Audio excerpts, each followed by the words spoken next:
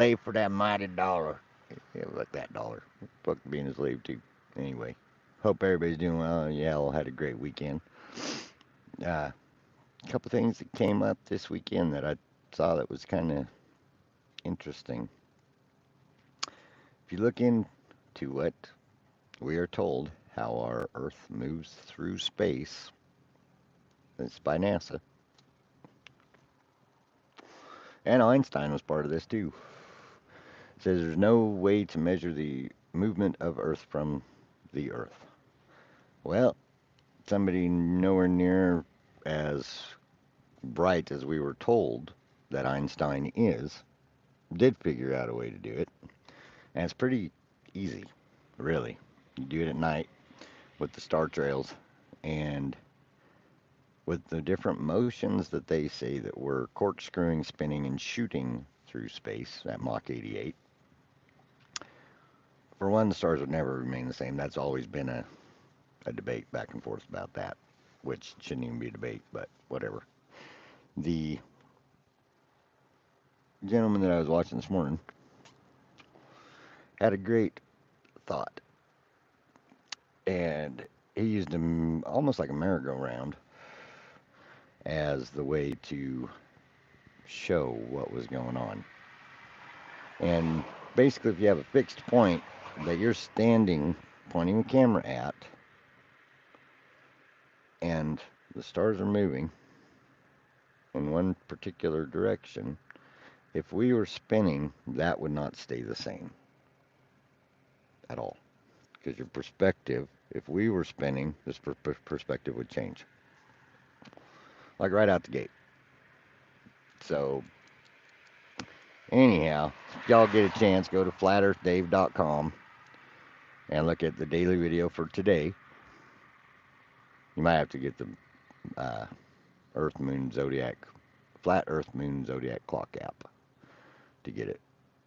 But it will. It is good. And they had Eddie Van Allen from Flat Earth Banjo. He's done a lot of work. He actually even re-released the Gleason map, which is quote unquote the Flat Earth map, as well as the one that used to be in all the schools up until the mid 1900s. Which find some old people, ask them. If you got any relatives in an old folks home, go in there and ask them. Ask them what they were taught when they were going to school, because this whole thing about it being thousands of years that we've known that it's a spinning space rock, that that right there in itself ain't true at all. And that's pretty easy to determine. I mean, look in the old encyclopedias, pre 1900. They all show the flat Earth map. They don't show, if it was been known for that long, the encyclopedias wouldn't show it. They would show the spinning space ball.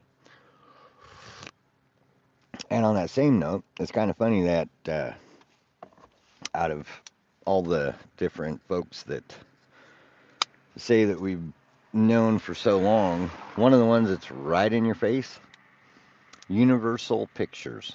Universal Pictures has had their logo, and they had it like 20 years before we ever went up, before anybody went up. So for them to sit there and say that they went and that they already knew, they didn't. Every culture in history has depicted a very similar type of place that we live. Look it up. Look up the Aztecs, the Mayans. I mean, you can go through any of them. The Celtics, the Vikings, the Native Americans, or what we refer to as Native Americans. I mean, there's too many things out there that don't add up for that to be the case. And then when you take in the time frame of the buildings that have been built compared to the buildings that we build today, we don't build anything like we used to, or like whoever built the buildings before us built them. And I'm referring to the ones that all look like Greco-Roman or like they're from Greece, or the Capitol buildings, any any of the state buildings. usually. And when you look into them deeper, they were founded. They weren't built. They try to say they were built in a year. We do construction. You can't even build a new house done right. It takes about 6 to 8 months, and that's out of wood.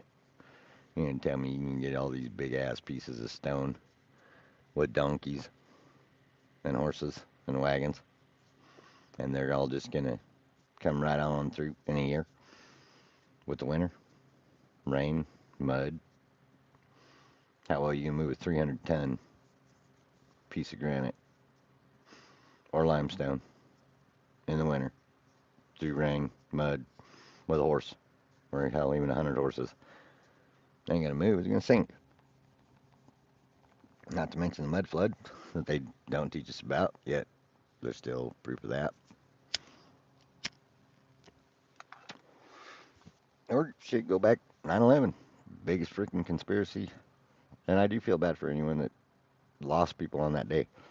It was a travesty, and we shouldn't have ever let it happen, let alone let what happened after keep happening. And yet we do. You know, it's funny. I was watching a thing this morning, and it was on old George W.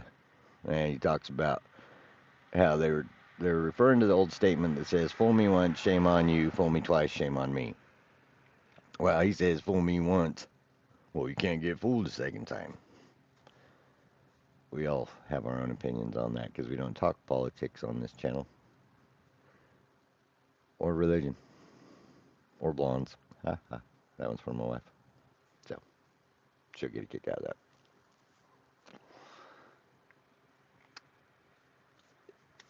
I think you guys need to look into the thunderstorm generator and the tech that they're doing with that.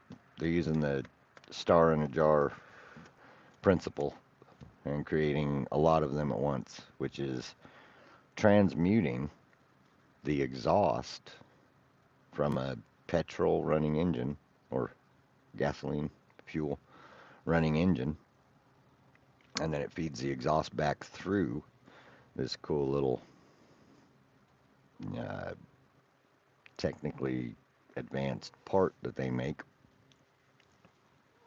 which all the blueprints are out there. They've they've made it all open source, so the type of so history doesn't continue to repeat itself, where the energy or gasoline barons, if that's what you want to call them, can't just buy it and take it away like they have repeatedly with every other type of tech. That has been good for us. So you need to look into that, get that out, get that to the people. Everybody has a friend that's smart, that just knows stuff and that can figure stuff out really good. Show them the thunderstorm generator. Even if it doesn't do you personally any good, show them how to do it. Maybe they'll be thankful enough that you showed them that they'll hook you up and help you build one. Because I think we need to go back to helping each other a lot more than we are. This whole I am me and I'm the only one that matters is some bullshit. That's not how we were created. We're, if it would have been just one that we were supposed to worry about, we would have been the only one created. Like, there wouldn't be others here, I don't think. That's just personal beliefs. That doesn't have anything to do with any of the religious stuff. Other than I do think that there is a creator, and he's much wiser than we ever even thought about being. There is another good question that you guys could look into. In history, how are they so much more advanced than we are now? Because it's coming out that they knew way more stuff that we're just now figuring out. It's like we're regressing as opposed to moving forward, which is really sad.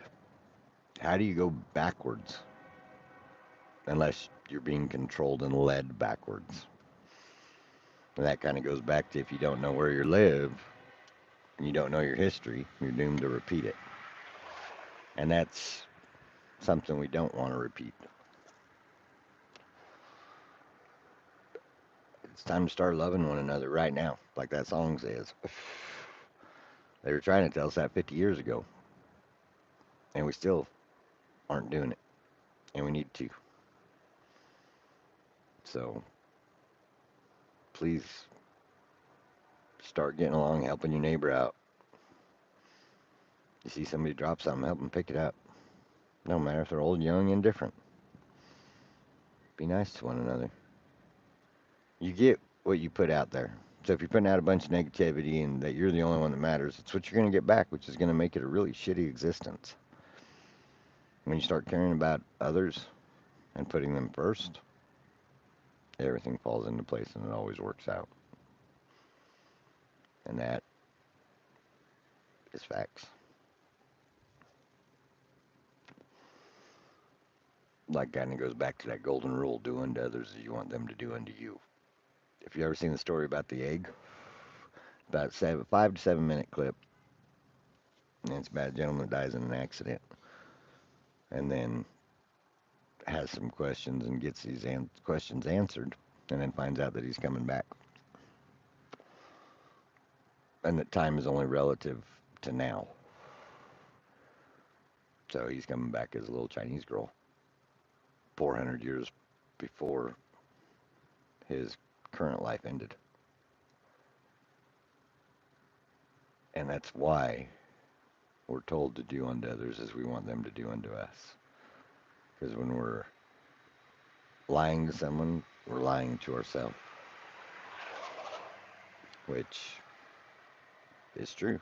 Anytime that you lie to someone else, you already know you're lying, so you're lying to yourself.